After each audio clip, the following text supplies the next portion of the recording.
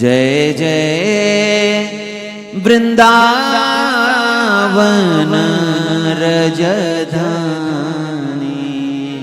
जय जय वृंदावन रजधानी, जय जय वृंदावन रजधानी, जय जय वृंदावन रजधानी, जय जय वृंदावन रजधानी।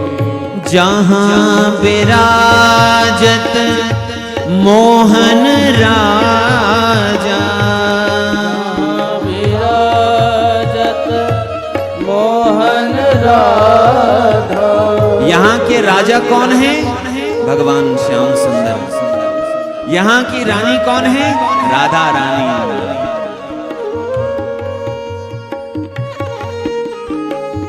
जहाँ विराजत मोहन राजा, जहाँ मोहन राजा, राधा सी महारानी, राधा सी महारानी।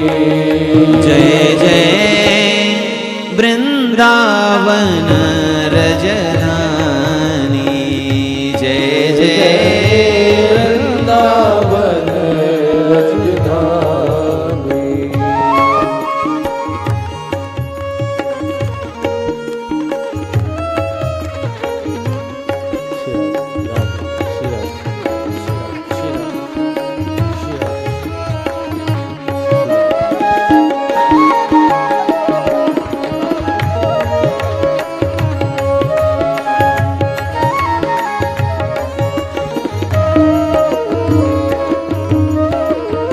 सदा सनातन एक रस जोरी, सदा सनातन एक रस जोरी, सदा सनातन एक रस जोरी, सदा सनातन एक रस जोरी।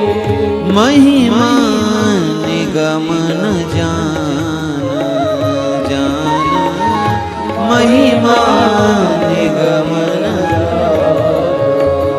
श्री हरि प्रिया, श्री हरि प्रिया ही तू निज दासी, श्री हरि प्रिया ही तू निज दासी, श्री हरि प्रिया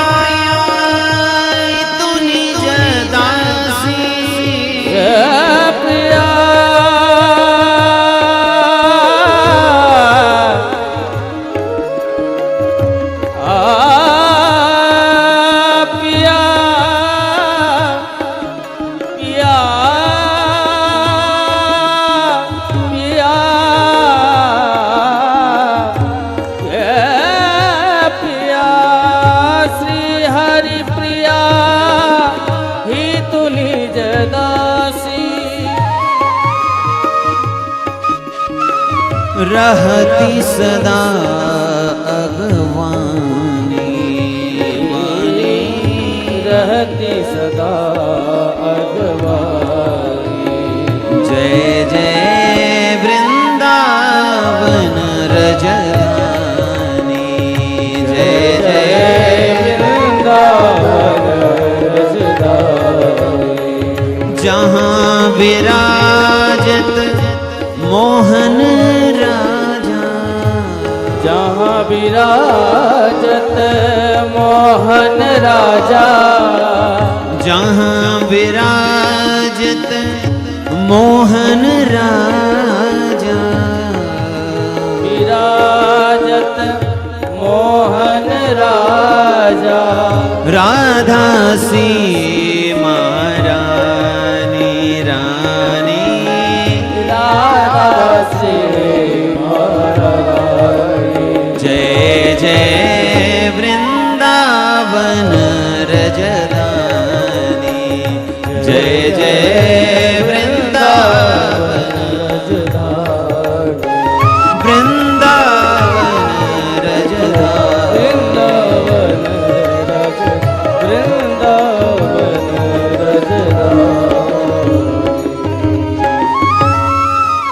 ब्रज की महिमा।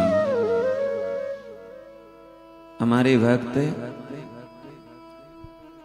चार से प्रेम रखते हैं और चार से ही आसक्ति भी रखते हैं, चार से ही संबंध भी रखते हैं, चार से ही अनुराग भी करते हैं और चार के लिए ही सब कुछ त्याग भी देते हैं। जेहि रस कारण भये नृप जोगी। जेहि रस कारण भये नृप जोगी। इस रस के लिए ही, इस सुख के लिए ही बड़े बड़े राजा जोगी हो जाते हैं, भिखमंगे हो जाते हैं। कहें आज की भाषा में, लोगों की भाषा में, चार रस हैं, चार ही माधुरी भी है। भक्त इन चार से ही अनुराग रखते हैं। पहला है भगवान का नाम, दूसरा भगवान का रूप, तीसरा भगवान की लीला, चौथा भगवान का धाम। इन चारों से अनुराग रखते हैं, प्रेम रखते हैं। रूप माधुरी, नाम माधुरी, लीला माधुरी और धाम माधुरी, चारों का ही आस्वादन करते हैं। ब्रज के एक बड़े विलक्षण भक्त हुए हैं जिनकी धाम के प्रति और संतों की बड़ी निष्ठा थी। स्वामी श्री हरिराम व्यास जी महाराज ओरछा नरेश के राजगुरु हैं। राजगुरु माने एक राज परिवार के गुरु, और राजगुरु का पद कोई छोटा तो है नहीं। बड़े विद्वान, चारों वेदों के ज्ञाता, 6 शास्त्रों के ज्ञाता, जिनकी विद्वत्ता का प्रचार पूरे भारत देश में रहा। ये वाराणसी में जब गए तो इन्होंने वहां शास्त्रार्थ किया, लेकिन वाराणसी के प्रसिद्ध से प्रसिद्ध विद्वान भी इनको पराजित नहीं कर पाए। वाराणसी के विद्वानों ने एक सभा रखी, सबने भगवान महादेव से प्रार्थना की, प्रभु यह ज्ञान की नगरी है, विद्वानों की नगरी है, और ज्ञान की नगरी काशी में यदि सभी ज्ञानियों की पराजय होगी तो ये पराजय हमारी नहीं, हे भोलेनाथ आपकी पराजय है, आप हमारी लाज रखिए। भोले बाबा गए हरिराम व्यास जी के स्वप्न में। व्यास जी से कहा, देखो जो तुम शास्त्रार्थ करने वाले हो इससे कुछ हासिल होने वाला नहीं। यदि तुम पाना चाहते हो, कुछ रस लेना चाहते हो, आनंद लेना चाहते हो, सुख लेना चाहते हो, तो वैष्णव बनो। मैं भी वैष्णव हूं। वैष्णवानाम यथा शंभु, भगवान शिव परम वैष्णव हैं, या कहें वैष्णवों के आदि वैष्णव हैं, वैष्णवों के आचार्य हैं भगवान महादेव। आपको यदि कुछ पाना ही है तो आप वैष्णव बनिए। उनके मन में मैं वैष्णव बनूं, इसकी जब प्यास जगी तो जिसे प्यास है उसके लिए रास्ते भी हैं। एक बार ब्रज के एक संत भ्रमण करते करते ओरछा में गए वहां भगवान की कथा गा रहे थे। भगवान की कथा गाते गाते हुए भगवान के पद गा रहे थे। ये जो पद हम लोग गुनगुना रहे हैं ना, ये पद बहुत मीठे हैं। ये पद कोई हमारे नहीं हैं, ये पद उन महापुरुषों के हैं जिन्होंने वो लीला का दर्शन किया और दर्शन करके उन्होंने रचना की और रचना करके हम लोगों के लिए वो प्रसाद रख करके हम लोगों के लिए। इसलिए ये पदों का, और ये तो जो ब्रज के जो प्रेमी हैं, जो उस रस को जानते हैं, वो तो बड़े आनंदित होते हैं। हाँ, वो इस पर उतना आनंदित नहीं होते हैं कि नैना नैना नैना, क्या है, क्या गाते हैं, नैना चित चोर के, और उससे भाव है जो जैसा गाएं अच्छा है। लेकिन हमारे भक्त तो बड़े आनंद से जो भाव गाते हैं। ये जो पद है आप ध्यान से सुनेंगे तो आप डूब जाएंगे उस रस में, उन शब्दों में, उन भावों में। एक पद जो सुना, हो गए श्यामा श्याम के, हो गए युगल सरकार के, वृंदावन चले आए। वृंदावन में आए, हरिवंश महाप्रभु की शरण में आए और उनसे भक्ति का जब आनंद लिया तो रह गए वृंदावन में ही। क्योंकि आपसे सच कहें, वृंदावन में आने का रास्ता तो है लेकिन जाने का रास्ता नहीं है। हमारे ठाकुर जी कहते हैं मैं पकड़ने के बाद फिर छोड़ता नहीं हूं, या तो पकड़ता नहीं हूं और एक बार पकड़ लिया तो फिर छोड़ता नहीं हूं। यदि हम छूट गए हैं तो समझ लेना हमको अभी पकड़ा नहीं है। इधर ब्रज में ही रह गए। घर वालों ने कुछ दिन इंतजार किया, जब नहीं आए तो घर के लोग लेने के लिए आए।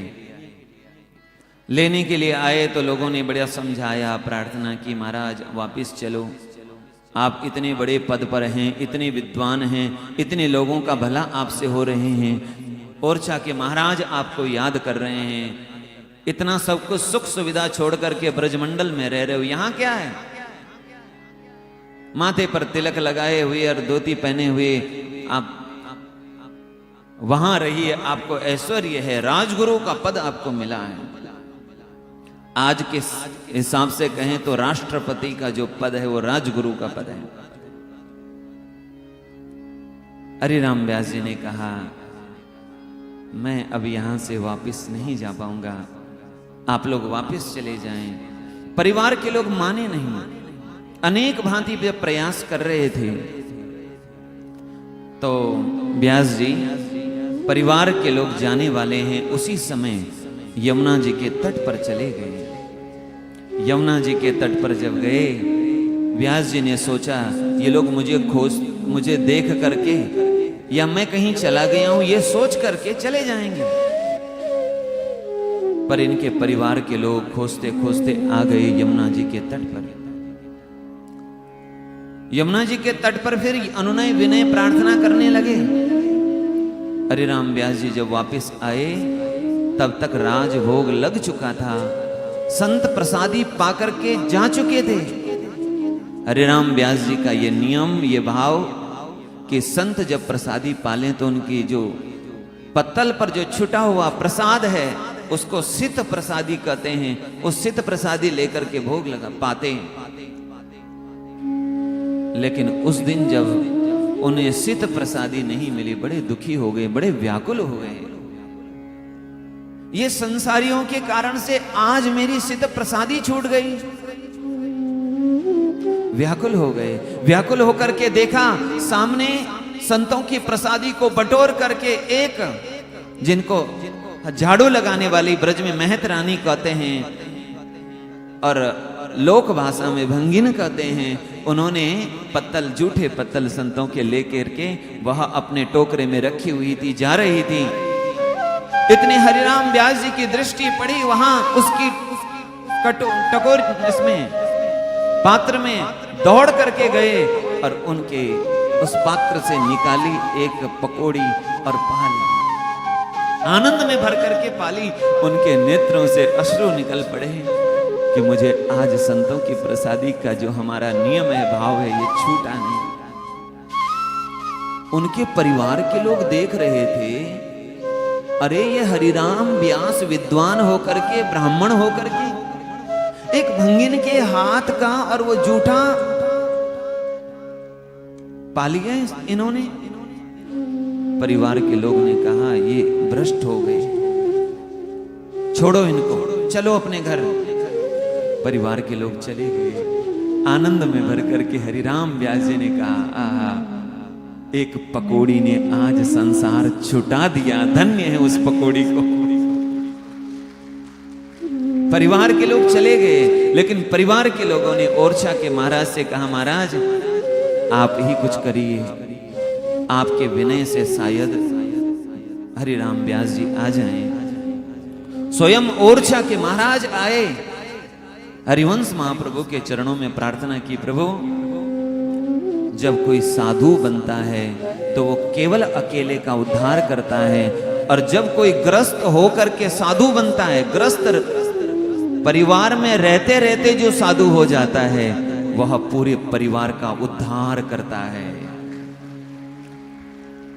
परिवार छोड़ करके साधु बनना श्रेष्ठ है या परिवार में रह करके साधु बनना श्रेष्ठ है? महाराज मैं आपसे पूछना चाहता हूं।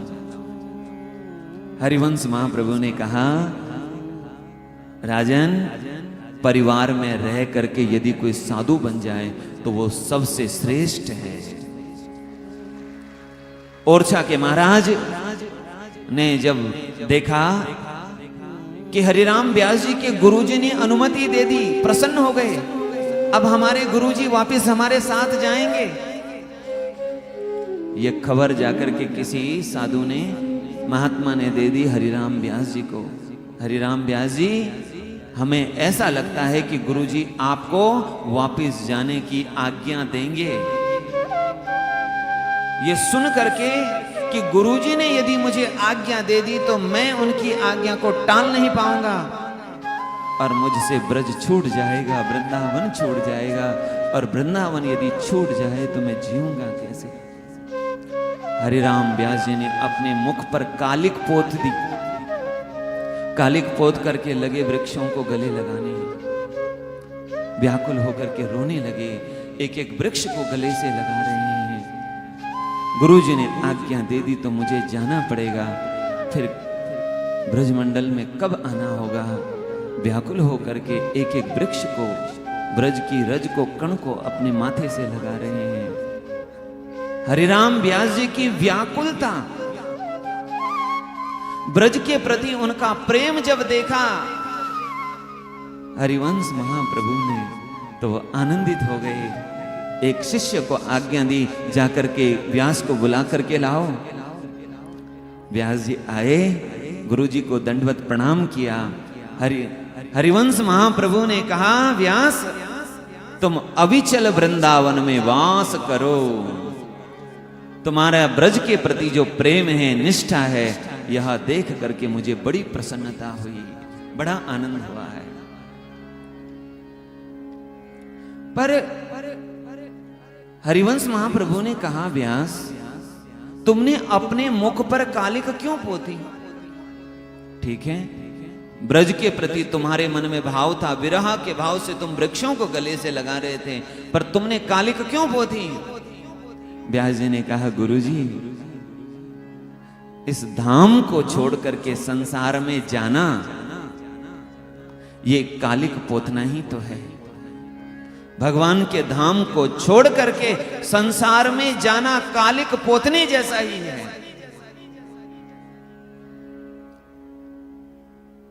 क्योंकि भगवान के भक्त कहते हैं,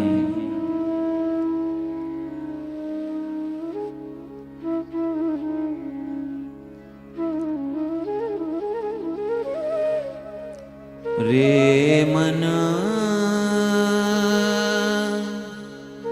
वृंदा विपिन बेला, रे मन वृंदावन विपिन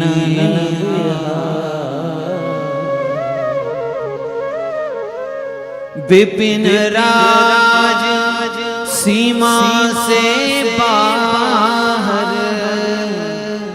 हरि को न निहार। विपिन राज वृंदावन की सीमा से बाहर, अरे मन तो हरि जी को निहार मत, वो यहीं मिलेंगे। विपिन राज सीमा से बाहर हरि को न निहार।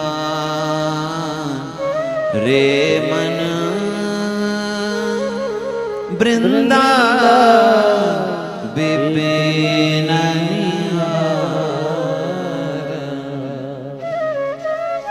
चाहे वृंदावन की सीमा से बाहर हमको मणियां मिल रही हो, वृंदावन की सीमा से बाहर कोई ऐश्वर्य मिल रहा हो, तो भी करोड़ों करोड़ों चिंतामणि भी मिल रही है, तो भी तुम बाहर मत जाओ। अपने मन को कह रहे हैं विपिन राज यद्यपि मिले कोटि चिंतामणि, करोड़ों करोड़ों चिंतामणि भी मिले बाहर, यद्यपि मिले कोटि चिंतामणि तदपि न हाथ पसार। रे मन वृंदावन विपिन निहार। रे मन तो ब्रज में रहना कैसे है, ब्रज में वास कैसे करना है, ब्रज में विहार कैसे करना है। आज हम लोग जब रमण रीति में जाएंगे तो रमण रीति के रज को अपने अंग पर लगाते हैं। भक्त का ये भाव, एक ब्रज वासी का एक भाव कि ब्रज की रज मेरे अंग पर रमी रहे। जय श्री भट्ट धूल धूसर तन, ब्रज की रज से मैं ब्रज की धूल से सना हुआ रहूं, ब्रज की रज मेरे अंग अंग पर लगी रहे, मेरे माथे पर, मेरे सिर पर, मेरे वक्षस्थल पर, मेरे हाथों पर। जय श्री भट्ट धूल धूसर तन, यह आशा उर्धा। रे मन वृंदावन विपिन निहार। रे मन वृंदावन विपिन निहार। रे मन वृंदावन विपिन निहार। रे मन वृंदावन विपिन निहार। रे मन वृंदावन विपिन निहार। मन वृंदावन विपिन निहार। वृंदावन विपिन वृंदावन विपिन वृंदावन विपिन वृंदावन विपिन वृंदावन विपिन निहार। रे मन वृंदावन विपिन निहार।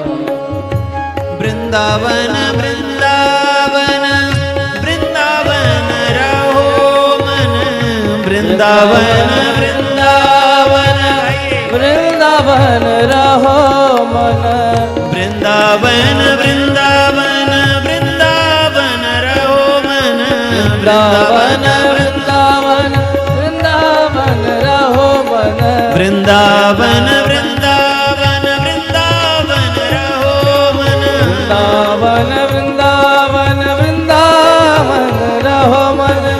वृंदावन वृंदावन वृंदावन रहो मन,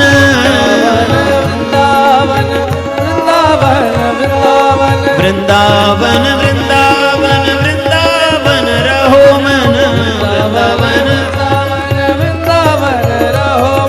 वृंदावन वृंदावन